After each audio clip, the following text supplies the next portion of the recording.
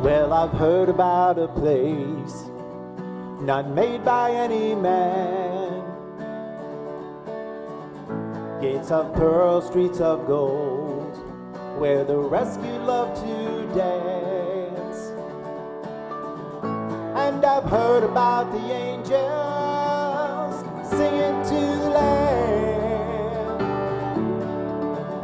We are bound for the city of joy.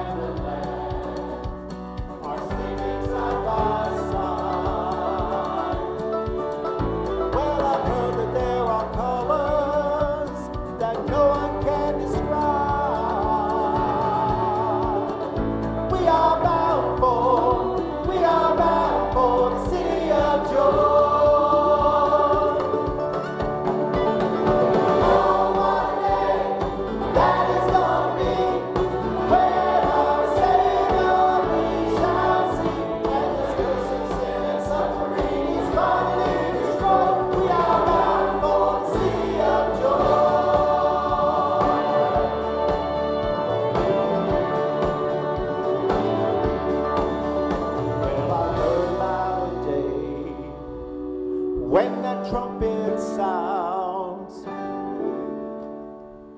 the sky will crack wide open, and our feet come off the ground.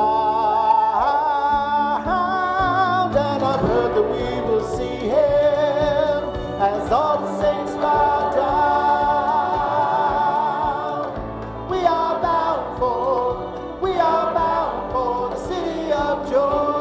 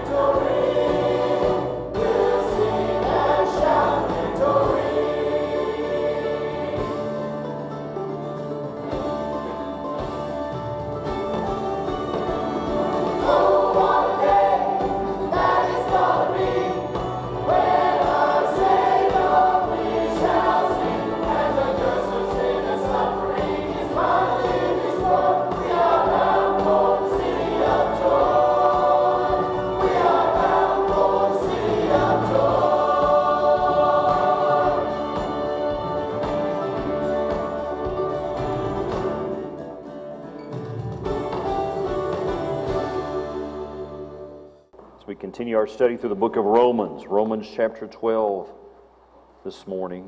So it's our third week in Romans chapter 12. It's a deep chapter there, and so we've got a lot of stuff to cover. So this is our last week there as we look at what God has for us from Romans. Next week in Romans 13 is going to be so absolutely relevant to what our country is going through. It's amazing. It's like, God, I'm not sure I even want to preach Romans 13, but I don't get a choice because we're going through chapter by chapter. And so it's exactly what we need to hear for our nation next week, Romans 13. So that you'll read that this week and be here next Sunday for that. Are you hungry? Anybody here hungry this morning? Didn't eat breakfast or whatever, you're kind of hungry? I'm about to change all that with what I'm going to tell you. It's a pretty much guarantee that something you're buying to eat isn't what you think it is. According to a book called Real Food, Fake Food, What You Don't Know, What You're Eating, and What You Can Do About It by Larry Olmstead, tons of our food is imitation. It's fake. It's phony. It could be anything from passing off cheap fish as something more expensive type to diluting some items. So just for fun, here's what I want to do today. I want to plan your lunch menu, okay? We're going to see what you can have for lunch. Let's start out with an appetizer. I don't like it. I've tasted it once. We'll never taste it again. But sushi, that's going to be our appetizer this morning. Sushi. People like white tuna rolls, they call them. But there's no tuna in most of those rolls. Olmsted points to a study done by a nonprofit marine conservation group called Oceana. They took samples from New York sushi restaurants and found that 100% of them were fake. It's not even real. He said your odds of getting served real white tuna in a restaurant but with sushi are about the same as hitting 000 on a Vegas roulette wheel, which is to say not good. Instead of tuna, you're likely eating what they call escolar, which is nicknamed disturbingly X-lax fish. That's what sushi, a lot of sushi, is put off as. So let's move on to the salad. What salad would not be complete without bacon bits? Many bacon bits are technically vegan. They lack any animal products. These crispy bites are made of artificially flavored textured soy flour and other ingredients that I can't pronounce, but including caramel flavor, yeast extract, and flavor enhancers. So let's bring on the main course. Grouper. Grouper's really good fish if you get it from Florida's west coast, but Olmsted writes that the St. Petersburg Times exposed that stores try to pass off other cheaper fish as grouper, like Asian catfish, tilapia, and one creepy fish, according to DNA testing, belonged to an unknown species, and they couldn't even identify what kind of fish it was. So on the side, let's have a slice of spaghetti noodle. Just a side of spaghetti noodles. On spaghetti noodles, you got to have Parmesan cheese, right? Most Parmesan cheese in the United States is not Parmesan cheese at all. What do we see labeled? Well, a 2016 FDA study that found most products marked as 100% Parmesan, that's what it says on the label, 100% Parmesan are often cut with cheaper cheese or even wood pulp. And then let's talk about dessert. Actually, I refuse to broach the subject of dessert because I don't want to ruin your appetite for desserts, because I love desserts. So we're not going to talk about dessert, but let's have some coffee with our dessert, okay, for our dessert today. Researchers have found this inside of ground up coffee: twigs, roasted corn, ground roasted barley, cereal, caramel, starch, malt, figs, and even ground parchment paper in ground coffee. Still hungry? It's crazy how food, they say it's this, but it's really that. But beyond food, let's get beyond food. We live in a day when finding authenticity, the real thing, is more of a challenge. So many things are now generic or imitation. And add to that the outright fraud and deception that's more often the rule than the exception. And it's become easy to see people who are cynical and skeptical. This condition's not surprising in the world. It shouldn't surprise you that the world are full of phonies. But it's disturbing that it has come into the church. It has stepped into the church. The church has been influenced by the world more than the world has been influenced by the church. Hope you understand that. We've got it backwards. And if we'd be brutally honest, we would have to admit there are too many imitation Christians who think and talk and live not a whole lot different than their lost neighbor or their coworker. And I'm actually afraid that this pandemic has begun to reveal the true hearts of people. They're not interested in Christ. They're not interested in the church. And things have arrived at this point because I'm afraid churches are filled with unregenerate, lost members. They say they're members. They've joined the church. They may have even been baptized. They may attend regularly. Every now and then they give some money, but they're lost. A lot of church members are lost. And so the situation is so desperate, we now struggle to answer a basic fundamental question like this: what does a real Christian look like? What does a real Christian even look like? What are the characteristics? What's the evidence of being a follower of Christ? Well, there's certainly lots of biblical texts that address this subject. And the passage before us in Romans 12 does that in a clear way. And so as we've seen in Romans, Paul addressed the universal problem of sin in chapter 1 through 3. He addressed the provision of salvation in chapter 3 through 5. The process of sanctification in chapter 6, 7, and 8. And the plan of the sovereign God in chapter 9 through chapter 11. Then, as we saw with chapter 12, he discusses the Christian's response to all of this in terms of a transformed life. Be transformed, he said, by the renewing of your mind. And so the transformed life is surrendered life, which we present our total self as a living sacrifice, as we saw a few weeks ago. Transformed daily. And so the transformed, radically new life results in service to one another as we exercise our spiritual gifts, as we saw last week in verse 3 through 8. And so this transformed life results in a radical character metamorphosis that becomes the very life of Christ in and through us. So I want you to know, as we look at these verses, Paul is not theoretical or mystical when it comes to answering the question, what does a real Christian look like? He's practical. He's concrete. He is basically in our faces telling us this is what a real believer looks like. And so what then does Paul set before us? These are non-negotiable characteristics of a real deal Christian. Romans chapter 12, verse 9. I want to read those few verses as we look into that. He says, let love be without hypocrisy. Abhor what is evil. Cling to what is good. Be kindly affectionate to one another with brotherly love. In honor, giving preference to one another. Not lagging in diligence, fervent in spirit, serving the Lord. Rejoicing in hope, patient in tribulation, continuing steadfastly in prayer, distributing to the needs of the saints, given to hospitality. Bless those who persecute you, and bless and do not curse. Rejoice with those who rejoice, and weep with those who weep. Be of the same mind toward one another.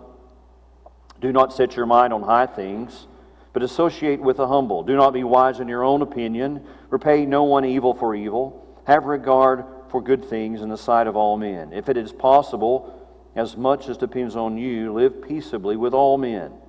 Beloved, do not avenge yourselves, but rather give place to wrath, for it is written, vengeance is mine. I will repay, says the Lord. Therefore, if your enemy is hungry, feed him. If he is thirsty, give him a drink. For in so doing, you will heap coals of fire on his head. Do not be overcome by evil, but overcome evil with good. So Paul challenges us to live our lives for Jesus in three specific ways. Here's the first one. Love others sincerely. We are to love others sincerely. All those things we just read are a gold mine for grammar. It's filled to the brim, those verses we just read, with participles that function like imperatives, and as well as a number of other direct imperatives. In other words, they're commands. Paul is commanding us. There are at least 25 that pepper the text that we just read. 25 different commands. They're not suggestions. They're not friendly advice. They are commands. They are marching orders for the soldiers of Jesus Christ. And so this is God's will and expectation for you and me in our daily lives. He begins with sincerity, pointing out what we should love and what we should hate. He says, hate what is evil. Hate what is evil. Look in verse 9. Let love be without hypocrisy. Abhor what is evil. Cling to what is good. Paul starts with the most important thing of all. Love. Love. He tells us love should be sincere. It should be genuine. It should be without hypocrisy. The original word is basically anti-hypocritical. Don't be a hypocrite. Real love is a matter of the heart, not the face. Masking your real feelings, no pun intended, masking your real feelings and intentions with superficial niceties is an act. It's a charade that you can't sustain for long. Just putting on a face. Choose to love others as God chose to love you. He says another word is abhor.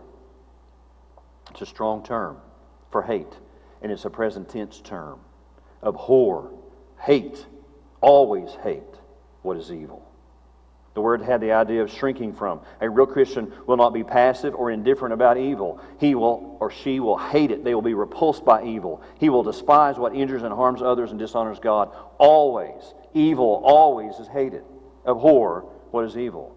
And then complementing hatred for evil, we will, he says, cling to what is good in that verse. Cleave, cement, glue. Join firmly to those good things as defined by Scripture. As a faithful man or faithful woman will only cling to their mate in marriage, we are to cling only to that which is good, that which is glorifying to God. That's what we should cling to.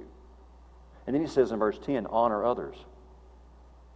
Honor others in verse 10. Be kindly affectionate to one another with brotherly love, in honor giving preference to one another. Be kindly affectionate to one another with brotherly love. This command addresses how we treat one another in the family of God. Now, brothers and siblings, for that matter, don't always love each other the best, do they? Have you fought with your sibling before? Even as adults, siblings fight. But this kind of love is from the Greek word philia, which means love as brothers. Over 70 references in the Bible focus on this word. Philadelphia is called the city of brotherly love. Jesus teaches us in John 13:35, by this all will know that you're my disciples if you have love for one another. Love. Is there someone in your church that you don't love? Is there someone in your church that you don't love? Let's put it this way. The real way is you choose not to love. Is there someone in your church you choose not to love? Paul says fix it. Fix it, he says. In honor, he continues in that verse, give preference to one another. It echoes the words of Philippians chapter 2, verse 3. With an attitude of genuine humility, we should honor or esteem others ahead of ourselves, of our wants, of our desires. Such a word is timely and needed in our churches and also in our marriages. Put others first. Quit being selfish. Serve the Lord, verse 11. Look what he says in verse 11. Serve the Lord, not lagging in diligence, fervent in spirit, serving the Lord. 3 commands. They're all closely connected. They feed and support each other. Not lagging in diligence speaks of the sin of laziness. There are a lot of lazy Christians. We're not to be seduced into slothfulness or inactivity in doing good. Not lagging in diligence. Proverbs 26:16 warns us this, the foolishness that is companion to laziness. He says, the lazy man is wiser in his own eyes than 7 men who can answer sensibly. The flip side of laziness, he shows us, is fervency. Paul challenges us to be zealous, to burn like a vibrant flame in spirit. Christians are to burn, to be red hot in their spirit as the power of the Holy Spirit works in our lives. What's the goal of such fervency, zeal, and passion? He says that in the verse 11, serving the Lord. Serving the Lord. As a slave to our Savior, we're to bring all of our life under His Lordship, every part of our life. His will, His purpose, His plans, and His purpose, His plan for my life is to be all-consuming a passion for Him. Then he says in verse 12, rejoice with hope. We are to rejoice with hope in verse 12. Rejoicing in hope, patient in tribulation, continuing steadfastly in prayer. Let's start with the first one, rejoicing in hope. How have you responded in the pandemic? Some people have freaked out, some people have checked out, others have been knocked out. But believers should be standing strong. Why? We do not live as Christians in despair or in dread or in fear or in gloom or in doom. We have a hope, a settled confidence in the sovereign plan and purpose of our God and Father Jesus Christ. Therefore, we continually rejoice in hope, regardless of the circumstances that life gives us. Listen, you're going to have some ugly circumstances in your life. You're going to have some things that come around you that you're not going to like, that are going to hurt you, that are going to scare you. But we can be patient under the load of tribulation in the pressures of life. And all this is possible, how? He says in verse 12, continuing steadfastly in prayer. Has your prayer life increased during this pandemic? Has your prayer life gone up? Pouring our heart to our Father, telling Him that even when we cannot see His hand, we cannot trace it, we don't understand where it is, we still trust Him. When trials and difficulties hit hard, a Christian living in faith, living in hope, will respond in a distinctively different way that the lost people don't understand. We are not to respond like the lost people. We are to respond because we have hope in Jesus Christ and we can talk to Jesus Christ. As a matter of fact, the way we respond to things in life, whatever it is, can be a catalyst to bring somebody else to Christ. If we're afraid as they are, in whatever situation, they're not going to see any difference in us. Then he says in verse 13, care for fellow believers. Care for fellow believers. He says, distributing to the needs of the saints, given to hospitality. Two very different, definitive, practical actions for the Lord's church. Give to those in need and show some hospitality. Those who are hurting financially, materially, personally, and spiritually, who are part of our fellowship, should have their needs met by us. They shouldn't be relying on the government. They shouldn't be relying on something else. They should be relying on their church. And we should be meeting those needs. That's what he says. And I'm convinced if we see a brother or sister in Christ in need and have the means to meet that need and do not, we sin. We sin. Now, wise policies and principles and procedures should certainly guide us, but we are not to neglect people. And then showing hospitality means taking the initiative in graciously and generously opening your home and your life to others, to friends and strangers alike. Does that mean go open your front door and let everybody who wants to come in? No, but Hebrews 13:1 says by doing so, by opening your home, some have unwittingly entertained angels. Now what's that mean? Does that mean some angels have come into my house? We don't know. That verse says, maybe, it's a possibility. So go ahead and open your home. Wise decision making is important in that. So by those 5 means, Paul provides a pattern of how we as real Christians can love others sincerely. The second challenge he gives us there is to bless others graciously. To bless others graciously. There's a clear shift in tone right here in verse 14. In some sense, it will run through the remainder of the chapter, growing in intensity as it moves toward the end of what he's talking about. Paul is quite comprehensive in what he teaches. Living under the lordship of Christ does not leave off any area of our lives. You see, God just doesn't want you on Sunday morning for about an hour. As a matter of fact, if that's all you give Him, you may be who Paul's talking about. Phony. God doesn't just want your hour from 10:30 to 11:30. He wants all of us. Every part of us.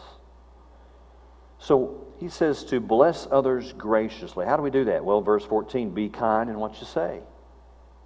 Be kind in what you say in verse 14. Bless those who persecute you. Bless and do not curse. He says it twice because we need to hear it twice. Bless those who persecute you, and then bless them and do not curse them. Paul understands the power of the spoken word.